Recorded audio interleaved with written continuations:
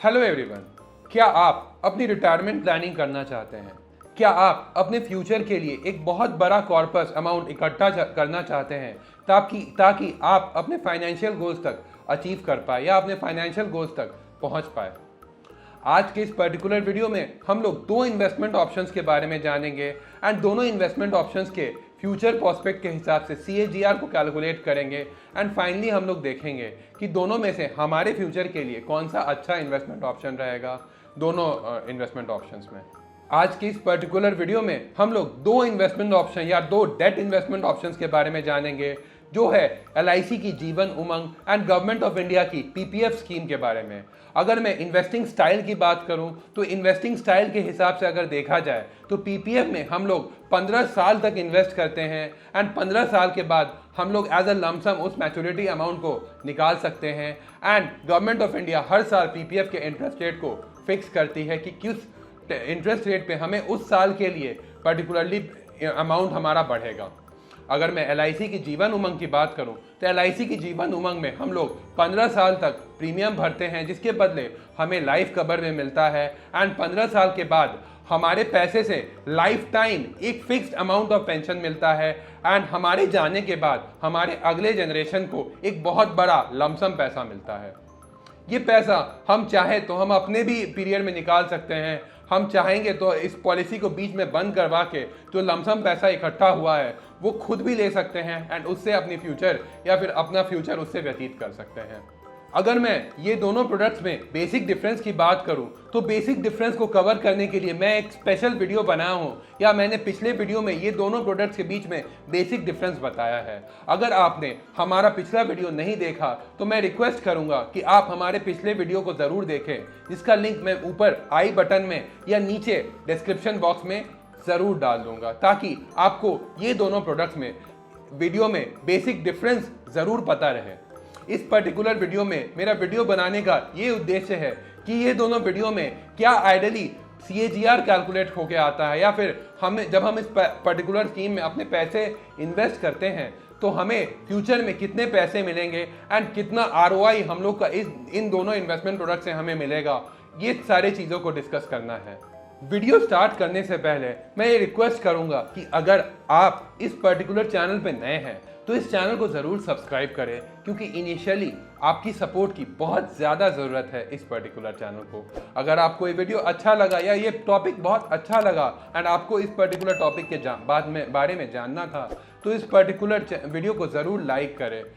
Hello everyone, मैं Divanshu Roy investment solution से आज आपके लिए एक नए और इम्पॉर्टेंट टॉपिक ऑफ डिस्कशन लाया हूं। तो चलिए आज का वीडियो हम लोग शुरू करते हैं।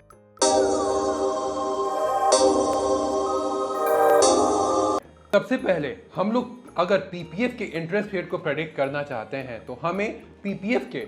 पास्ट का इंटरेस्ट रेट का डेटा देखना पड़ेगा। अगर हम PPF के इंटरेस्ट रेट के पास्ट डेटा को देखते हुए आपके सामने डिस्कशन रखें तो सन 2000 में PPF का इंटरेस्ट रेट 12% था, सन 2001 में ये घट के 11% हुआ, सन 2002 से लेके 2011 तक अप्रॉक्सीमेटली ये इंटरेस्ट रेट 9.50% का हुआ एंड 2012 से लेके 2017 तक ये अप्रॉक्सीमेटली 8.50% था। अगर मैं 2021 की बात करूं तो 2021 में PPF का इंटरेस्ट रेट सबसे ज़्यादा कम था, जो कि 6.70% है एंड अगर 2022 की बात करूं तो 2022 में PPF का इंटरेस्ट रेट अभी 7.10% चल रहा है। तो सिमिलरली अगर हम PPF के फ्यूचर इंटरेस्ट रेट की बात करें तो जैसे जैसे इंडिया डेवलपिंग इकोनॉमी से लेके डेवलप्ड इकोनॉमी की तरफ से जाएगा वैसे वैसे PPF का या फिर कोई भी फिक्स डिपॉजिट या फिर कोई भी फिक्स इन्वेस्टमेंट ऑप्शन का इंटरेस्ट रेट घट जाएगा, क्योंकि गवर्नमेंट ऑफ इंडिया चाहेगी कि हमारे पैसे फिक्स इन्वेस्टमेंट ऑप्शन में ना होके मार्केट में हो, ताकि हमारे इकोनॉमी को बूस्ट किया जा सके। अगर हम अगले 15 साल का एक एवरेज कैलकुलेशन देखें तो अगर PPF इन्वेस्टमेंट हमें 6.7% का अप्रॉक्सीमेट रिटर्न देता है तो हमारा जो पैसा बनेगा वो अप्रॉक्सीमेटली 39 लाख रुपीस बनेगा, अगर हम हर साल शिद्दत के साथ 1.5 लाख रुपए अपने PPF अकाउंट में डालते हैं तो। एंड अगर ये अप्रॉक्सीमेट रिटर्न 6% का बनता है तो हमारा जो फाइनल वैल्यू होगा वो 37 लाख का होगा एंड अगर हमारा जो अप्रॉक्सीमेट रिटर्न 5.5 लाख का 5.5% का बनता है तो हमारा जो फाइनल वैल्यू होगा वो 35 लाख के आसपास होगा। एंड अगर 5% के हिसाब से जोड़े तो ये वैल्यू घट के 33 लाख पे आ जाएगी। एंड अगर 4% के हिसाब से जोड़े तो ये वैल्यू घट के 31 लाख पे आ जाएगी। एंड ये बहुत ही ज़्यादा अच्छे पॉसिबिलिटी है कि हमारा जो फ्यूचर एस्पेक्ट होगा या फ्यूचर इंटरेस्ट रेट होगा पीपीएफ का वो 4% या 4% से भी कम हो, क्योंकि हमारी इंडिया एज अ इकोनॉमी बहुत ज़्यादा जल्दी डेवलप कर रही है एंड हमारे फिक्स्ड इन्वेस्टमेंट के इंटरेस्ट रेट बहुत ज़्यादा जल्दी घट रहे हैं। अगर हम on the other hand LIC की जीवन उमंग पॉलिसी की बात करें तो एलआईसी की जीवन उमंग पॉलिसी में हम हर साल 1.5 लाख रुपए देते हैं या फिर 15 साल तक एक पर्टिकुलर अमाउंट देते हैं, जिसके बदले हमें लाइफ टाइम एक फिक्स्ड पेंशन मिलता है एंड हमारे जाने के बाद हमारे नॉमिनी को एक बहुत बड़ा अमाउंट मिलता है। बट अगर हम चाहे तो वो पर्टिकुलर पैसे हम लोग अपने ही लाइफ टाइम में निकाल सकते हैं। तो सबसे पहले अगर आपको मैं एलआईसी की जीवन उमंग पॉलिसी एक छोटे से एक्सप्लेनेशन या छोटे से एग्जाम्पल से आपको बताना चाहूँ तो अगर एक 27 साल का रोहन अपने लिए एलआईसी की जीवन उमंग पॉलिसी लेता है एंड जब वो 27 साल का है तो एंड अगले 15 साल वो शिद्दत के साथ एलआईसी को 1.5 लाख रुपए का प्रीमियम अमाउंट जमा करता है, तो लाइफ कवर के तौर पे उसे नेचुरल कवर 19 लाख से लेके 36 लाख की मिलती है। एंड अगर मैं आपको एक्सीडेंटल कवर की बात करूं तो वो 38 लाख से लेके 55 लाख तक की मिलती है। तो अगर इस पर्टिकुलर ड्यूरेशन के बीच रोहन को कुछ हो जाता है तो उसके फैमिली मेंबर्स को ये पर्टिकुलर अमाउंट दे दिया जाता है। तो ये एक बहुत ही अच्छी लाइफ इंश्योरेंस पॉलिसी भी हो जाती है अपार्ट फ्रॉम रिटर्न, अगर हम एलआईसी की जीवन उमंग की बात करें तो। बट 15 साल के बाद उसके बाद उसकी पेंशनेबल अमाउंट स्टार्ट होती है। दैट मीन्स कि जब रोहन 42 ईयर्स का होता है तो उसका प्रीमियम पेइंग टर्म खत्म हो जाता है एंड उसकी पेंशनेबल अमाउंट स्टार्ट हो जाती है। जो उसकी पेंशनेबल अमाउंट बनती है वो 1.5 लाख रुपए की बनती है, जो कि बिल्कुल फिक्स्ड है, कोई भी इंटरेस्ट रेट से उसको कोई मतलब नहीं है। वो अमाउंट आपके पर्टिकुलरली बॉन्ड के ऊपर ही लिखा रहेगा कि आफ्टर 15 ईयर्स आपको कितना पैसा एलआईसी की तरफ से एज अ पेंशन मिलेगा।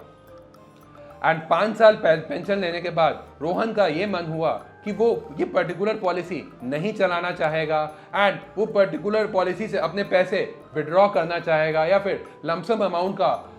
पालन करना चाहेगा या लमसम अमाउंट एलआईसी से लेना चाहेगा। तो इस पर्टिकुलर केस में जब रोहन 49 ईयर्स का होता है, दैट मीन्स कि 43 से उसकी पेंशन स्टार्ट होती है, 5 साल तक वो पेंशन लेता है एंड 5 साल के बाद जब उसे एक लमसम विड्रॉल अमाउंट मिलता है तो वो अप्रॉक्सीमेटली 40 लाख का होता है। तो अगर मैं इस पर्टिकुलर पॉलिसी की CAGR की बात करूं तो CAGR इस पर्टिकुलर पॉलिसी की 6.04% की होती है। ऑन द अदर हैंड अगर रोहन को ये मन करता है कि वो अपनी पेंशनेबल अमाउंट 5 साल की जगह 15 साल तक चलाए, दैट मीन्स कि उसने एलआईसी को 15 साल तक पैसे दिए as a premium paying term and उसके बाद 15 साल से एलआईसी से पैसे विड्रॉ किए, हर साल 1.5 लाख रुपए गारंटीड एंड 15 साल के बाद उसे लमसम पैसे की ज़रूरत पड़ी तो वो 57 ईयर्स पे ये पर्टिकुलर अमाउंट एलआईसी से विड्रॉ कर सकता है एंड उसे जो अमाउंट मिलेगा वो है 63 लाख रुपीज़। अगर हम इस पर्टिकुलर कंडीशन की बात करें तो इस पर्टिकुलर कंडीशन में उसकी पॉलिसी की CAGR बनती है 6.42%।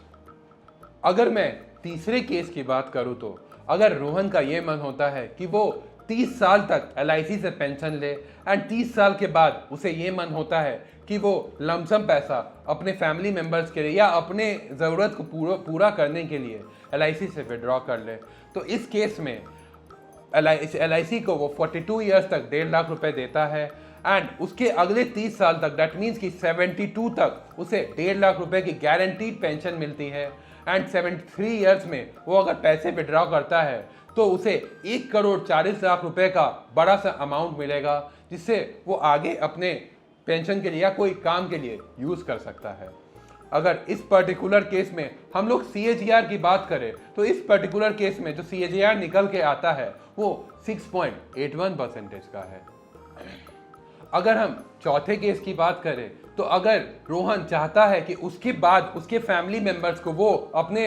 पीछे एक बड़ा अमाउंट छोड़ के जाए, तो अगर उसकी लाइफ एक्सपेक्टेंसी 80 ईयर्स की रहती है, दैट मीन्स कि 80 साल के बाद वो इस दुनिया में नहीं रहता है, तो वो अपने पीछे अपने नॉमिनी को 1,49,00,000 का अमाउंट छोड़ के जाएगा एंड जिंदगी भर अपने लिए 1.5 लाख का पेंशन अब विड्रॉ करके भी जाएगा। अगर इस केस में हम लोग CAGR की बात करें तो अप्रॉक्सीमेट CAGR 6.25% का निकल के आता है। अगर एक और नए केस की बात करें तो अगर रोहन की डेथ 90 ईयर्स पे होती है एंड वो चाहता है अपने पीछे या अपने अगले जनरेशन को एक बड़ा अमाउंट छोड़ना, तो इस पर्टिकुलर केस में वो 43 से लेके 90 ईयर्स तक हर साल 1.5 लाख रुपए का पेंशन विड्रॉ करेगा and at the age of 90 years जब वो इस पर्टिकुलर दुनिया को पीछे छोड़ के जाएगा तो वो अपने नॉमिनी को अप्रॉक्सीमेटली 1,62,00,000 रुपए छोड़ के जाएगा।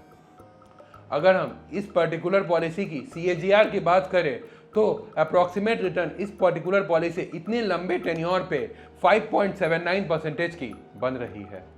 अब अगर रोहन